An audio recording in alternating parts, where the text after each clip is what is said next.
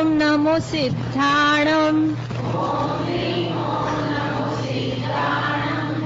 ॐ ह्रीं ॐ नमो आयर्याणम्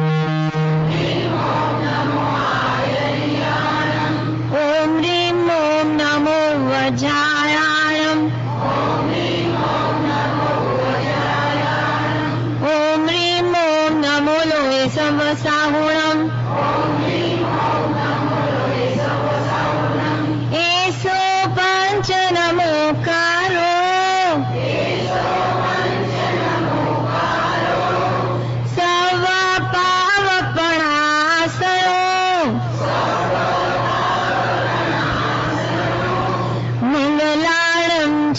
सर्वेसिं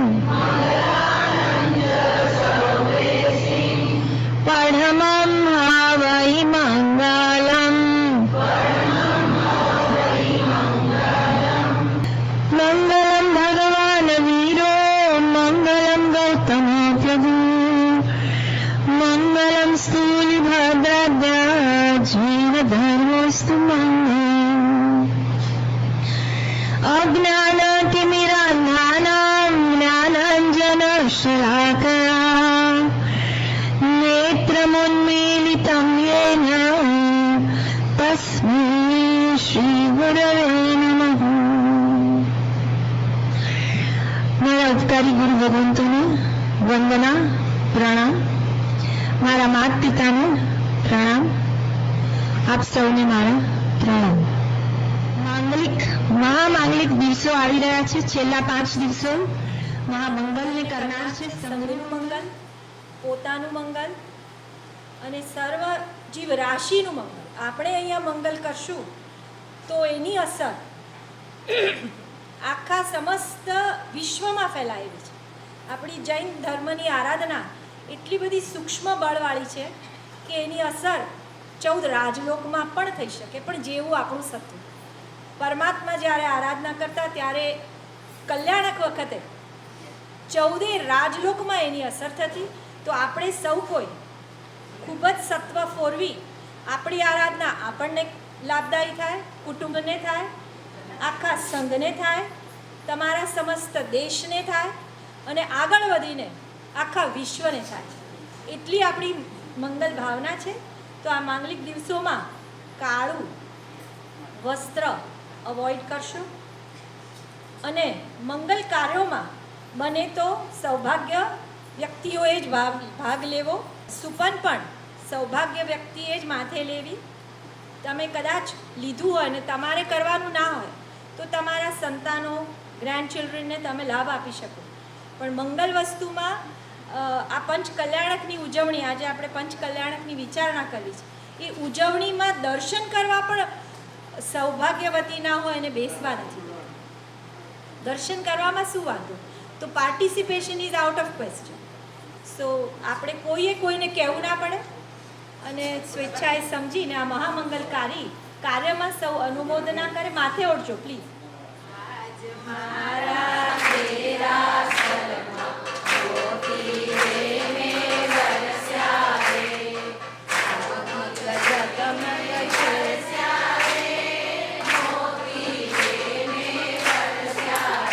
ચોખાથી વધાવો, ચોખાથી વધાવાય, ચોખાથી વધાવી શકાય। એટલે માઇકમાં કંઈ ગડબડ છે।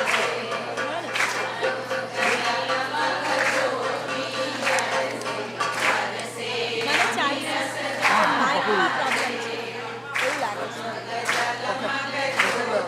ઓન નથી કર્યું બેનો, ચોખાથી વધાવો।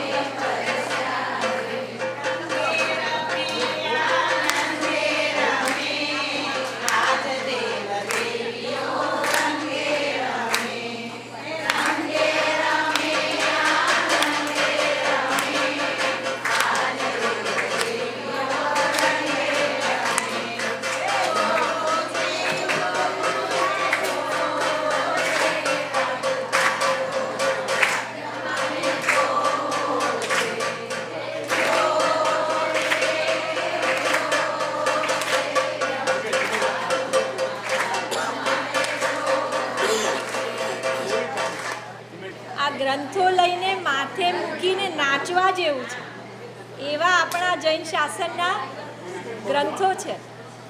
હવે આપણે જ્ઞાનની સ્તુતિ કરશું. 5 જ્ઞાનની સ્તુતિ અહીંયા આપણે મૂકશું, તો સૌ કોઈ બોલજો. નિવાણ મગે વરજાણ કપમ પરણાસ્યા શેષ કુવાઈ દપમ મયમ ચિણાણમ શરણમ મુહાણમ નમામિ નિત્યમ તિજગપહાણમ મોથાગાધમ સુપદ પદતિ નીરપુરાભિરામમ જીવાહિંસા વિરલલહરી સંગમાગાહદેહમ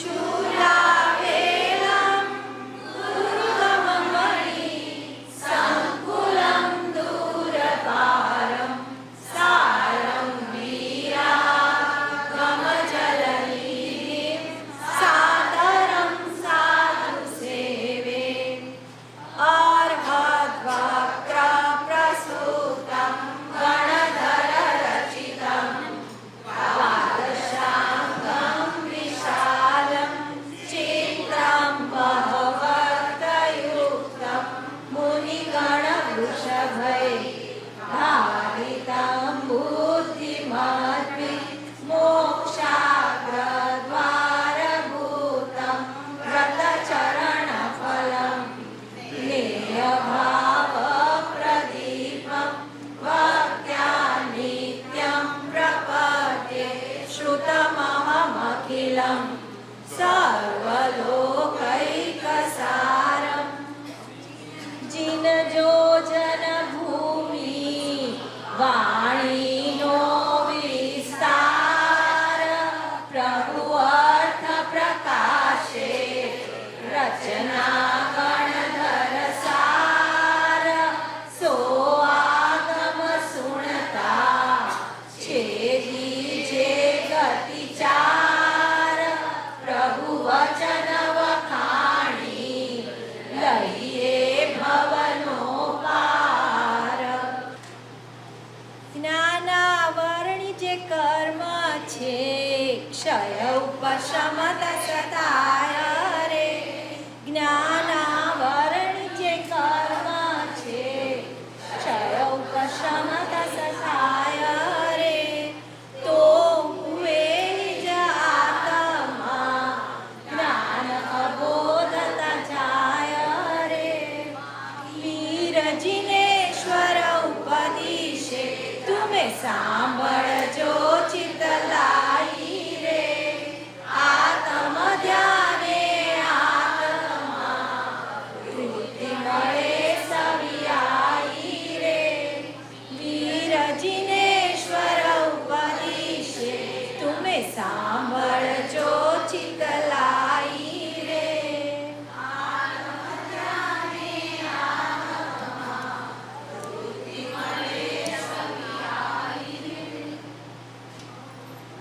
એ લોકો પૂજન કરે છે ત્યાં સુધી આપણે ધૂન કરીએ. ઓમ રીમ ઓમ નમો નાણસ. ઓમ રીમ નમો નાણસ. ઓમ રીમ ઓમ નમો નાણસ. ઓમ રીમ ઓમ નમો નાણસ. ઓમ રીમ ઓમ નમો નાણસ. ઓમ રીમ ઓમ નમો નાણસ. ઓમ રીમ નમો નાણસ. ઓમ રીમ નમો નાણસ. ઓમ રીમ નમો નાણસ. ઓમ રીમ નમો નાણસ. અનંત ઉપકારી